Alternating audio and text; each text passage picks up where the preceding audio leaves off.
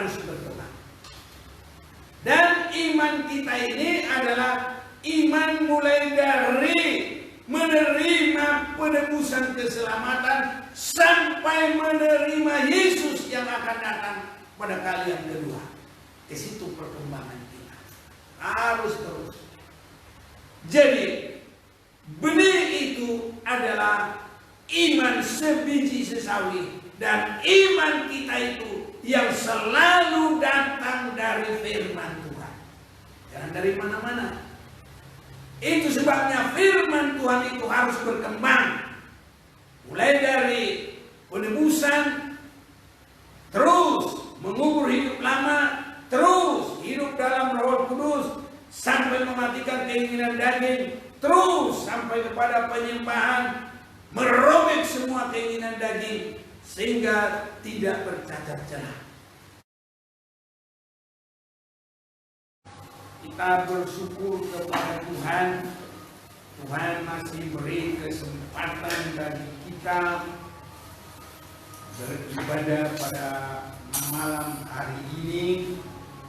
Tadi kita sudah menyanyi dalam nyanyian kita, dalam akhir nyanyian, ubahlah kami sehingga kita sama seperti Yesus.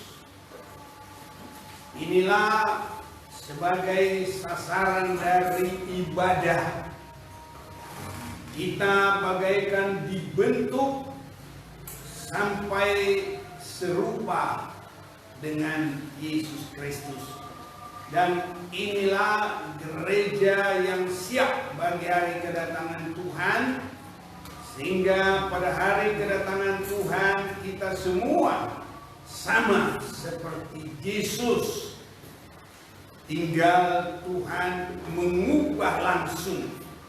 Tapi sekarang kita harus disucikan terus menerus oleh kebenaran firman, dimandikan, disucikan oleh kebenaran firman.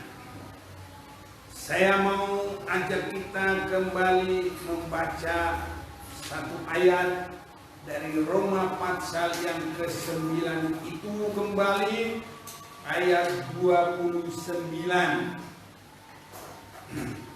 Dan seperti yang dikatakan Yesaya sebelumnya, seandainya Tuhan semesta alam tidak meninggalkan pada kita keturunan, kita sudah menjadi seperti Sodom dan sama seperti Gomora.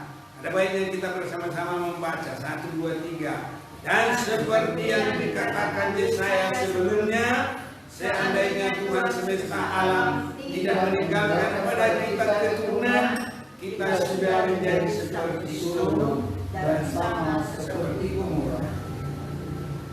Saudara-saudaraku, sekali lagi saya mau tekankan bagi kita, kalau di dalam ejaan lama sudah sangat tepat untuk bisa berarti, yaitu seandainya Tuhan semesta alam tidak meninggalkan pada kita benih, jadi bukan keturunan, benih, dan sama seperti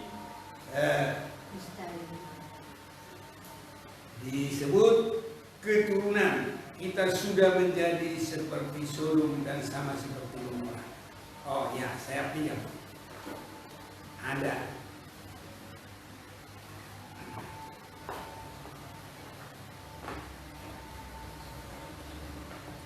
Nah, Roma pasal 8 ayat 9 ayat yang ke-29. Karena Tuhan akan menetapkan 29. Dan seperti sabda Yesaya terdahulu, jikalau kiranya tiada Tuhan segala bala tentara itu meninggalkan suatu benih bagi kita, niscaya sudahlah kita menjadi sama seperti Sodom dan Gomora. Ini buku Alkitab kita terjemahan lama. Jadi Lembaga Alkitab 1973. Ini sangat sesuai karena Rasul Paulus yang menulis surat ini begitu sangat teliti sekali dan sangat begitu tersusun dengan baik. Dimulai dengan pasal yang pertama, Injil kekuatan Allah, dan kita semua bertolak dari iman kepada iman. Ini adalah sebagai pasal yang pertama. Pasal yang kedua, bagaimana Allah memberi hukuman bagi semua orang, mulai dari belum ada hukum Taurat sampai ada hukum Taurat, sampai kepada yang akan datang. Pasal 3, kelebihan orang Yahudi dan kesetiaan Allah, dan juga nanti disebut semua manusia sudah berdosa dan kehilangan kemuliaan Allah. Pasal yang keempat, iman dari Abraham. Pasal yang kelima, hasil dari pembenaran oleh iman kepada Yesus Kristus. Itu saya hanya sedikit-sedikit saja. Dan pasal yang keenam, kepenguburan, kehidupan yang lama, mati dan bangkit. Sedangkan pasal yang ketujuh adalah bagaimana hukum Taurat dan perjuangan dalam hukum Taurat. Pasal yang ke-8, hidup dalam roh dan oleh karena kasih berkemenangan, tidak ada yang memisahkan kita dengan Tuhan.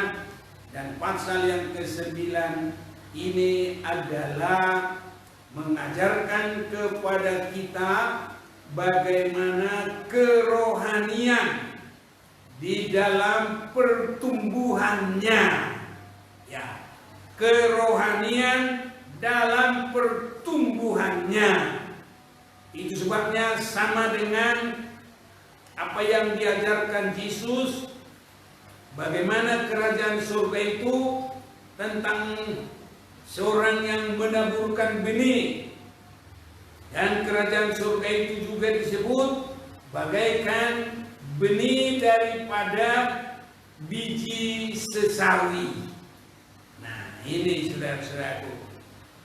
Jadi apa hubungannya ya benih dengan seperti Sodom dan Gomora? Ini saudaraku, Sodom dan Gomora peringatan bagi kita. Sodom dan Gomora mengalami dibinasakan. Sodom dan Gomora mengalami hukuman. Dan saudara-saudaraku, apa yang harus kita ambil pelajaran dari suasana Sodom dan Gomora? Kita akan membaca Kejadian pasal yang ke-19. Kejadian pasal yang ke-19. Saya akan ajak kita membaca kejadian di Sodom dan Gomora sudah begitu memuncak dosa-dosanya. Ya, jadi Tuhan menyuruh malaikat supaya Sodom dan Gomora dihukum dengan turunnya api belerang. Ini saudaraku. Dan dosa-dosa seperti ini di dalam Lukas pasal yang ke-17 itu juga dalam keadaan gereja atau umat Tuhan di akhir zaman ini, saudara-saudaraku. Ada baiknya juga kita mau baca Lukas pasal 17 supaya semuanya kita akan memperhatikan dan kita boleh mendapat firman yang boleh mendorong kita, dan dengan doa kita mohon semakin dapat kekuatan dari Tuhan supaya kita tidak binasa dalam suasana Sodom dan Gomora, tapi kita terluput. Dalam Lukas pasal yang ke-17,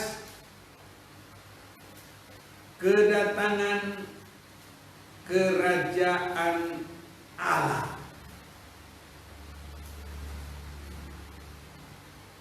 Saya baca saja yang lebih cepat bagi kita, ayat yang ke-26. Dan sama seperti terjadi pada zaman Nuh, demikian pula halnya kelak pada hari Anak Manusia. Ini hari Anak Manusia menunjuk kepada kedatangan Yesus Kristus. Mereka makan dan minum, mereka kawin dan dikawinkan sampai kepada hari Nuh masuk ke dalam batra. Lalu datanglah air bah dan membinasakan mereka semua. Demikian juga seperti yang terjadi di zaman Lut. Mereka makan dan minum, mereka membeli dan menjual, mereka menanam dan membangun. Tapi pada hari Lot pergi keluar dari Sodom, turunlah hujan api dan hujan belerang dari langit dan membinasakan mereka semua. Demikianlah halnya kelak pada hari di mana Anak Manusia menyatakan dirinya. Ini saudara-saudaraku menunjuk kepada hari kedatangan Tuhan. Jadi corak manusia di luar orang-orang benar, mereka hanya memikirkan makan, minum, kawin, mawin, membangun perkara dunia, itu saja, tidak memikirkan hal yang rohani. Sama dalam keadaan zaman Nuh, orang tidak percaya akan adanya hukuman. Orang hanya makan, minum, kawin, mawin, membangun dan apa saja dikerjakan di luar kehendak Tuhan. Sibuk dalam segala perkara dunia. Inilah sekarang yang terjadi, bahkan dengan corona ini terbagi dua. Orang ada yang semakin memikirkan bagaimana mengatasi bagaimana yang lain dengan cara waktu dan hidup semakin diberikan ke sana merupakan satu kesibukan. Jadi menambah kesibukan lagi. Tapi kalau kita orang yang rindu siap bagi hari kedatangan Tuhan, itu harus mendorong kita semakin masuk dalam rencana Tuhan. Bahkan apa yang kita lihat dalam suasana Sodom dan Gomora. Karena benih itu disebut supaya kita tidak seperti Sodom dan Gomora. Jadi kita lihat bagaimana Lot boleh mengalami terluput, terhindar dari penghukuman kepada Sodom dan Gomora. Kejadian 19 ayat 15. Ketika fajar telah menyingsing, kedua malaikat itu mendesak Lot supaya bersegera. Nah, jadi kita lihat desakan supaya bersegera, tidak berlambat-lambat. Katanya, bangunlah, bawalah istrimu dan kedua anakmu yang ada di sini, supaya engkau jangan mati lenyap karena kedurjanaan kota ini. Jadi di dalam suasana dunia sekarang yang hanya memikirkan dunia, makan, minum, kawin, mawin, membangun, bahkan yang lebih adalah perbuatan dosa-dosa. Karena Sodom dan Gomora itu adalah juga terkenal dengan dosa-dosa. Ayat 16, ketika ia berlambat-lambat, maka tangan istrinya dan tangan kedua anaknya dipegang oleh kedua orang itu. Sebab Tuhan hendak mengasihani dia. Lalu kedua orang itu menuntun keluar kota dan melepaskannya di sana. Sesudah kedua orang itu menuntun mereka sampai keluar, berkatalah seorang, larilah, selamatkanlah nyawamu, janganlah menoleh ke belakang dan jangan berhenti dimanapun juga di lembah Yordan. Larilah ke pegunungan supaya engkau jangan mati lenyap. Saudara-saudaraku, apa yang kita perhatikan dalam kerohanian, jangan lagi berlambat-lambat. Ini nanti kita lihat biji sesawi juga sama, harus balapan, berlomba. Ya, nanti kita lihat satu-satu dulu. Ketika ia berlambat-lambat, maka tangan istri dan tangan kedua anaknya dipegang oleh kedua orang itu. Sebab Tuhan hendak mengasihani dia. Lalu kedua orang itu menuntunnya keluar kota dan melepaskannya di sana. Sesudah kedua orang itu menuntun mereka sampai keluar, berkatalah seorang, larilah, selamatkan nyawamu, jangan menoleh ke belakang dan janganlah berhenti dimanapun juga di lembah Yordan. Larilah ke pegunungan supaya engkau jangan mati lenyap. Jadi jangan berlambat-lambat, bahkan harus suasana berlari. Dan juga jangan menoleh ke kiri dan ke kanan.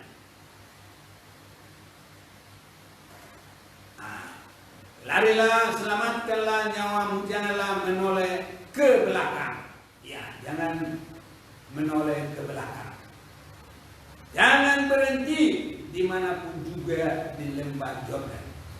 Jadi saudara-saudaraku, inilah suasana juga perjalanan kita menjelang hari kedatangan Tuhan. Tidak ada sistem berlambat-lambat. dan tidak ada sistem menoleh ke belakang. Dalam beberapa kali ibadah kita sudah mendengar bangsa Israel terlalu banyak menoleh ke belakang. Dalam perjalanan mereka permulaan dari Mesir, apa yang mereka lakukan? Kurang air, bersungut-sungut, mau ke Mesir, itu menoleh ke belakang. Kurang makanan, menoleh ke belakang. Ada apapun persoalan, menoleh ke belakang. Jadi ini adalah juga orang-orang yang mengikut Tuhan banyak juga selalu hanya menoleh ke belakang. Dan kerohanian yang senantiasa berlambat-lambat. Itu sebabnya koreksinya Rasul Paulus ini kepada jemaat di Ibrani, dia berkata pasal yang kelima, kalau ditinjau dengan waktu, kamu ini sudah harus jadi pengajar. Jadi sudah mengerti dan bisa mengajarkan. Ini saudara-saudaraku. Ibrani pasal 5 ayat 11. Tentang hal itu banyak yang harus kami katakan, tapi yang sukar untuk dijelaskan. Karena kamu telah lambat dalam hal mendengarkan. Lambat. Jadi hal-hal yang seperti ini jangan sampai ada pada kita. Kalau orang tidak bersungguh-sungguh memberikan hati dan ada kerinduan, nanti dia mendengarnya itu akan lamban. Bahkan yang paling mengerikan, kalau sudah nanti punya mata tidak melihat, punya telinga tidak mendengar, bahkan lagi kalau sudah tidak ada lagi untuk bisa maju, malah nanti dia dikeraskan hatinya seperti Raja Firaun sampai untuk binasa. Ini saudara-saudaraku yang sangat mengerikan dalam kehidupan orang-orang ataupun di dalam kekristenan. Kita sudah mendengar bagaimana Tuhan memberikan pengertian kepada murid-murid, karena murid-murid itu ada kesungguhan, ada penyerahan diri. Dan kalau tidak bersungguh-sungguh, paling nanti menjadi seperti Yudas. Ini saudaraku. Tapi dari 12 yang jadi Yudas itu hanya satu, tidak ada 2, tidak ada 3. Sebabnya kita harus didorong bersungguh-sungguh. Di dalam Matius pasal 13 ini saya mau ulang.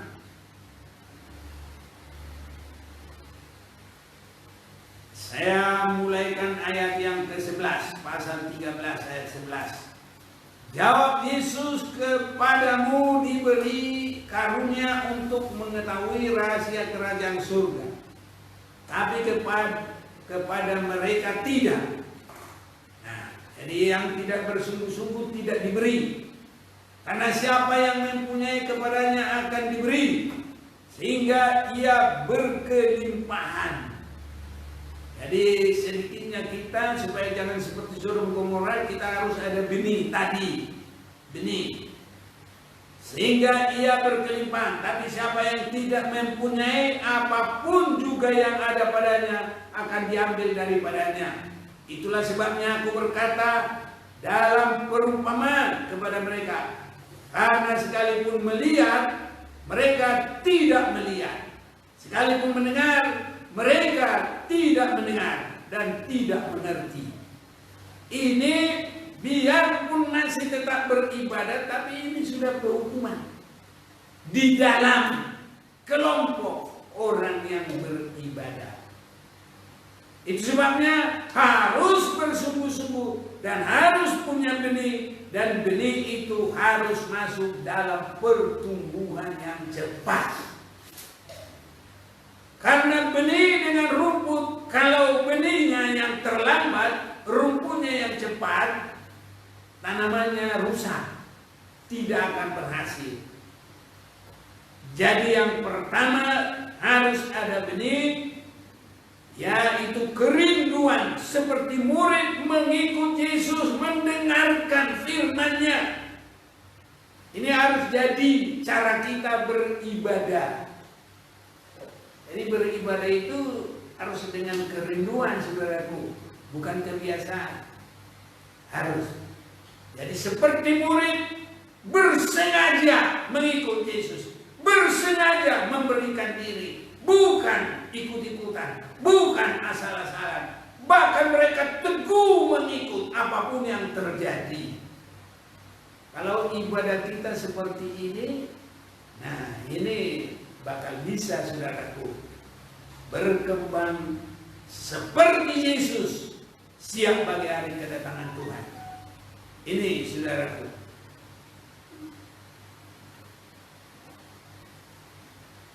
Tadi ayat 13, sekarang 14. Maka pada mereka genaplah nubuat Yesaya yang berbunyi, kamu akan mendengar dan mendengar, namun tidak mengerti.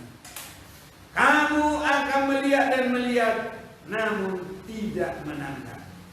Sebab hati bangsa ini telah menebal, dan telinganya berat mendengar, dan matanya melekat tertutup, supaya jangan mereka melihat dengan matanya, dan mendengar dengan telinganya, dan mengerti dengan hatinya, lalu berbalik sehingga aku menyembuhkan mereka.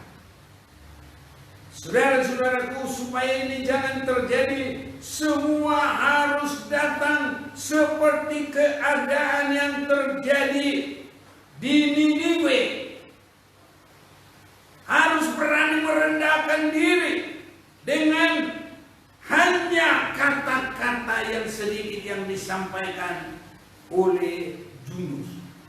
Bertobatlah kamu. Itu saja. Mereka sudah berani. Saudaraku, banyak orang mendengarkan firman, sudah begitu banyak, tapi di dalam dirinya tidak ada sedikit pun perubahan.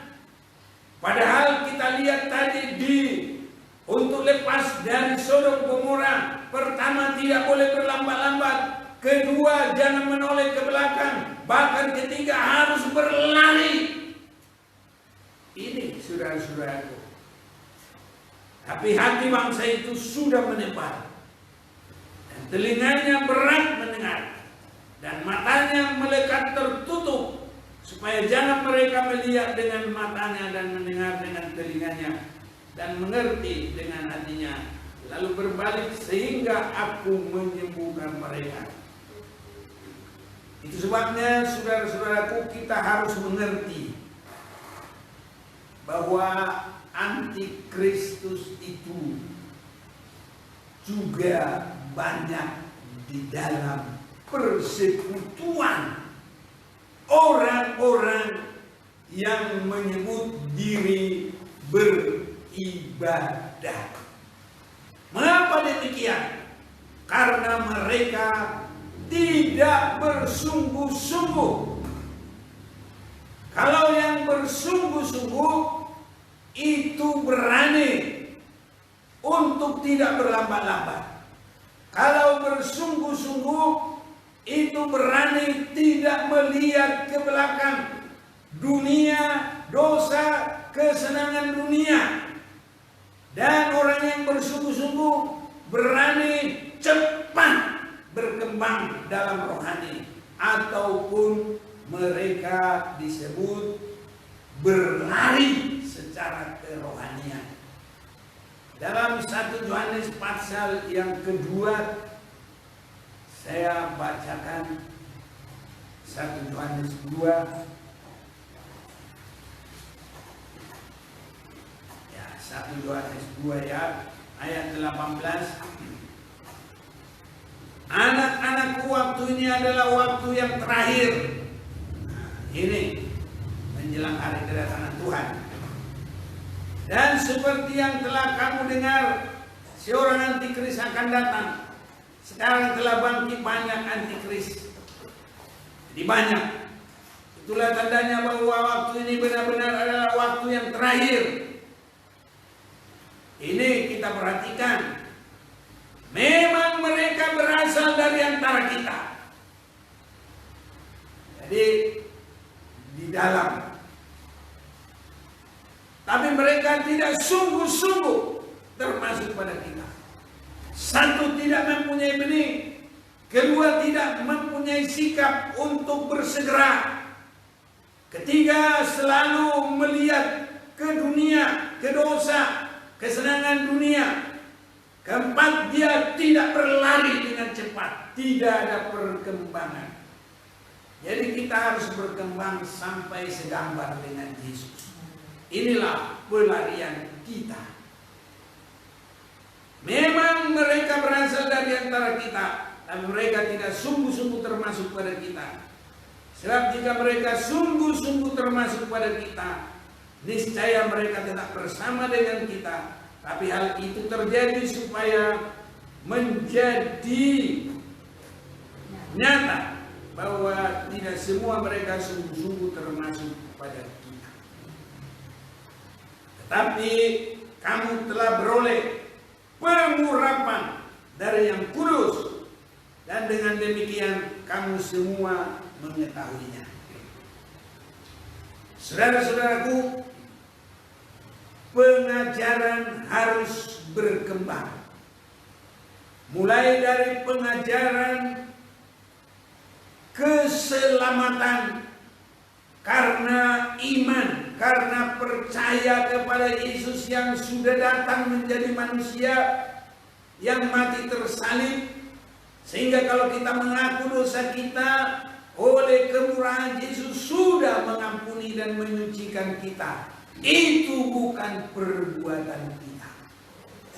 Tapi kalau ada orang tidak mengerti, dia sibuk di sini terus. Jemaatnya juga di situ terus, dan ya yang memimpinnya juga di situ terus. Itu saja terus. Saudaraku, itu tidak salah. Itu justru fondasi. Tapi kalau kita bikin rumah, masa sudah puas dengan fondasi? Di mana kita duduk? Di mana kita tidur?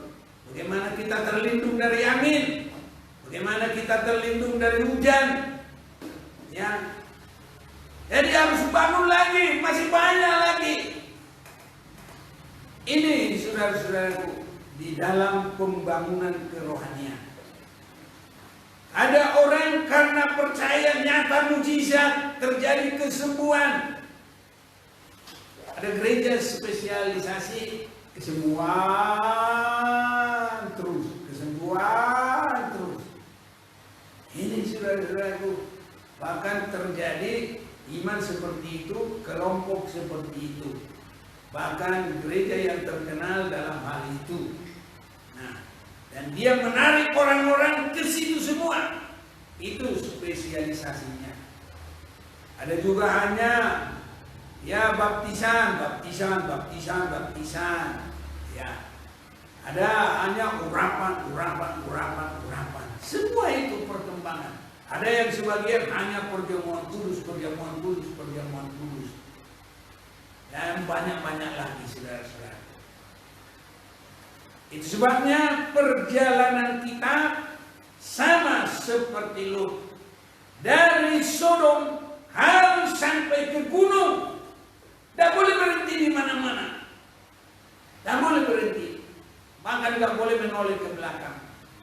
Tapi banyak orang tidak mau naik. Makanya tadi Rasul Paulus menyampaikan kepada jemaat di Ibrani, kalau ditinjau dengan lamanya, kamu sudah harus menjadi guru yang bisa mengajar ulang.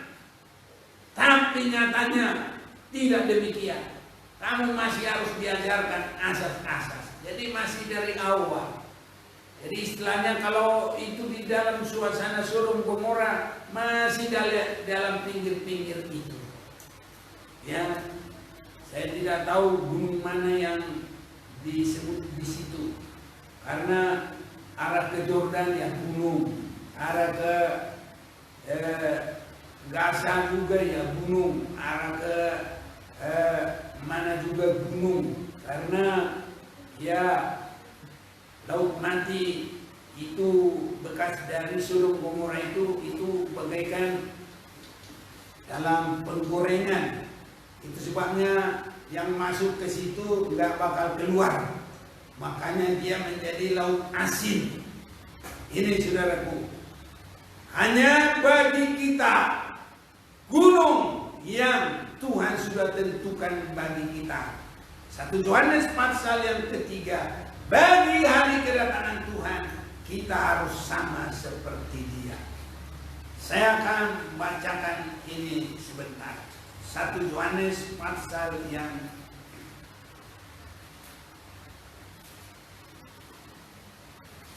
ketiga.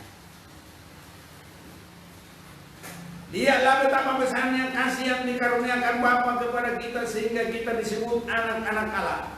Dan memang kita adalah anak Allah. Karena itu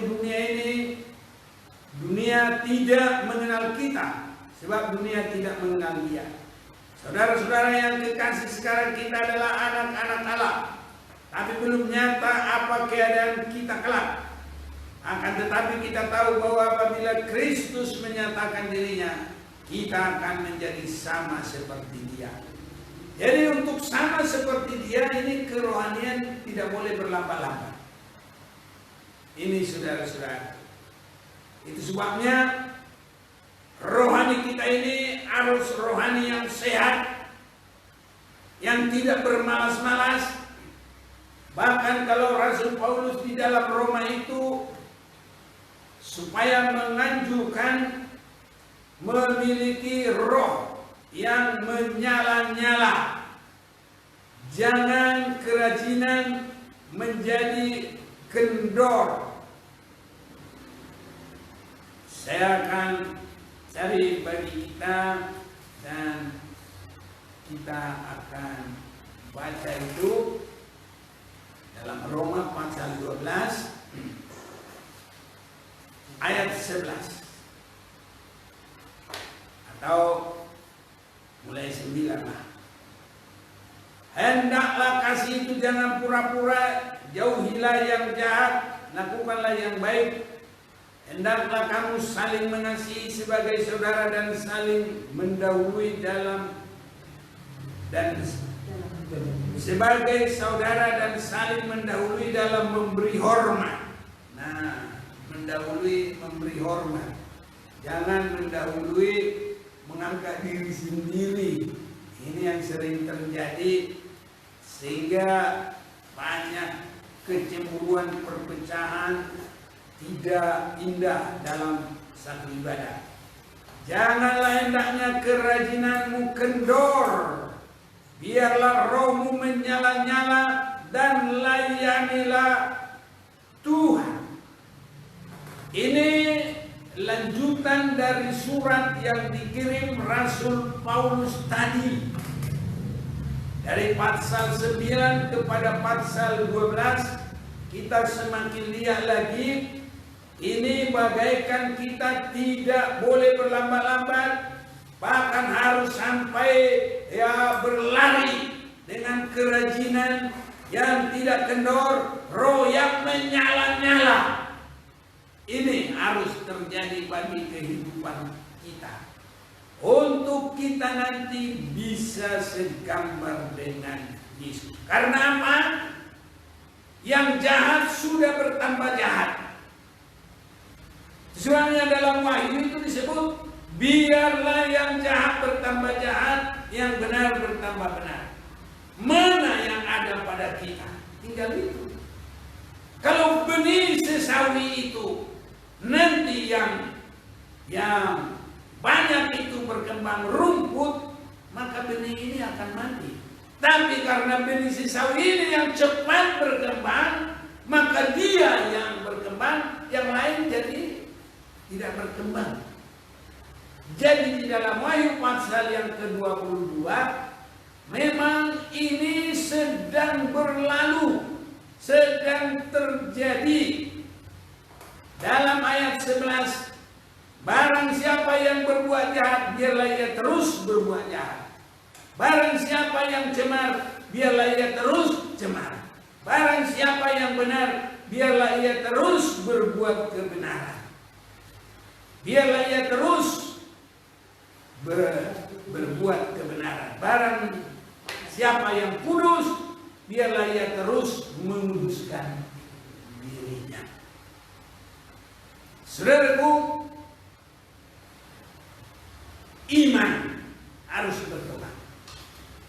Dan iman kita ini adalah iman mulai dari menerima penebusan keselamatan sampai menerima Yesus yang akan datang pada kali yang kedua.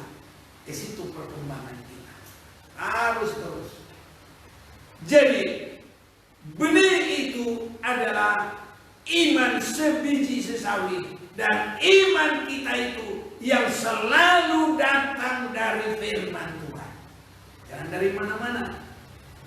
Itu sebabnya firman Tuhan itu harus berkembang, mulai dari penebusan, terus mengubur hidup lama, terus hidup dalam Roh Kudus, sampai mematikan keinginan daging, terus sampai kepada penyembahan, merobek semua keinginan daging sehingga tidak bercacat celah. Ke sana saudaraku, harus cepat. Itu sebabnya penyampaian firman harus semakin mengerti. Tanah yang di pinggir jalan itu akibat dari firman yang didengar tidak berkembang. Saya mau ajak kita baca dulu sebentar. Matius pasal yang ke-13.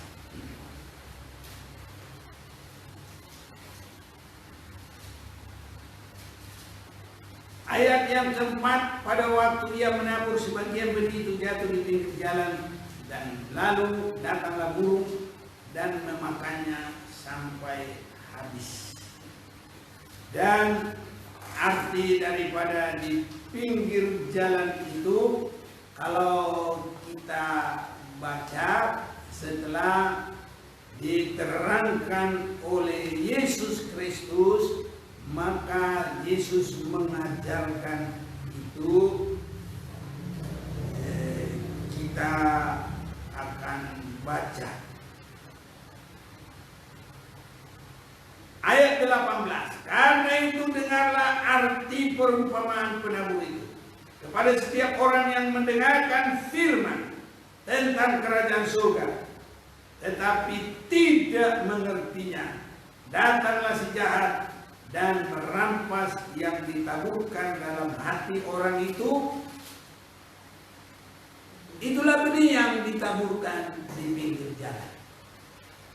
Jadi yang ditabur di pinggir jalan itu tidak mengerti.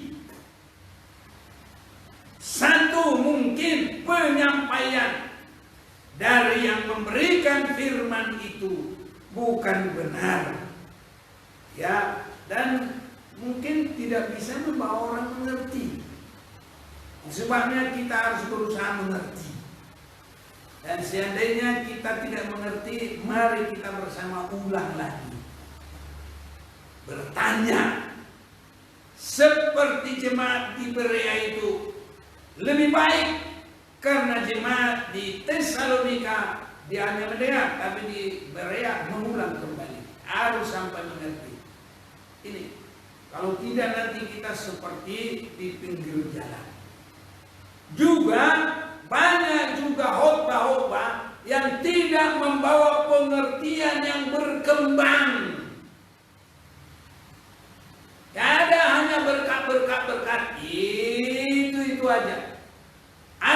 hanya sembuh itu aja. Tidak membawa pengertian sampai Tuhan Yesus datang. Di sini saudara-saudara, ini pun nanti bisa punya mata yang tidak melihat, tidak mengerti, punya telinga tidak mendengar. Dan nanti mereka akan roh biasa-biasa, nggak berkembang. Itu sebabnya benih yang kita miliki, iman, dan harus sampai terus berkembang. Bagaimana perkembangannya? Mendengarkan firman. Karena iman datang dari pendengaran firman. Dan firman adalah yang dimengerti. Dan firman adalah yang bagaikan mengarahkan dari Sodom sampai ke gunung. Dari percaya kepada Yesus sampai untuk siap bagi hari kedatangannya yang kedua kali. Dalam Roma kita baca juga pasal 10 ayat 17. Jadi iman timbul dari pendengaran, dan pendengaran oleh firman Kristus. Jadi iman sebiji sesawi itu dipupuk dengan firman, sehingga dia nanti menjadi firman yang berkembang. Bagaikan kita mengerti pelarian itu kemana. Tidak keliling-keliling, tapi terus sampai ke sasaran. Ini karena perjalanan kita harus lurus dan harus berdasar firman. Supaya jangan sampai disangka lurus padahal sudah belok-belok. Itu sebabnya harus dengan firman yang mengarahkan. Dan arah kita adalah dari keselamatan, menerima pengampunan penyucian oleh korban Yesus, bukan perbuatan. Sampai kita berlari. Kalau berlari itu bukan anugerah, hanya anugerah. Itu ada anugerah, tapi kita juga harus ada bertindak.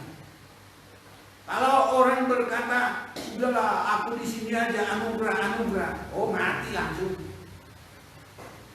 Nah, itu saja lo mau tawar menawar, aduh janganlah terlalu begitu. Saudara-saudaraku yang benar harus sampai dewasa rohani. Harus sampai tidak bercacat celah, harus sampai sempurna, harus kita di dalam keadaan 5 anak darah yang bijaksana. Harus sampai di situ, saudaraku. Kalau tidak sampai di gunung. Nah, itu sebabnya saudara-saudaraku, kita bersyukur kepada Tuhan. Dan seperti yang dikatakan Yesaya sebelumnya, seandainya Tuhan semesta alam tidak meninggalkan pada kita, sekarang saya ganti benih. Karena dalam ejaan lama yang memang benih, dan dalam iman saya juga memang itu yang tepat sesuai dengan apa yang Yesus ajarkan. Sebab kalau keturunan baru diajarkan oleh Rasul Paulus dalam pasal yang ketiga.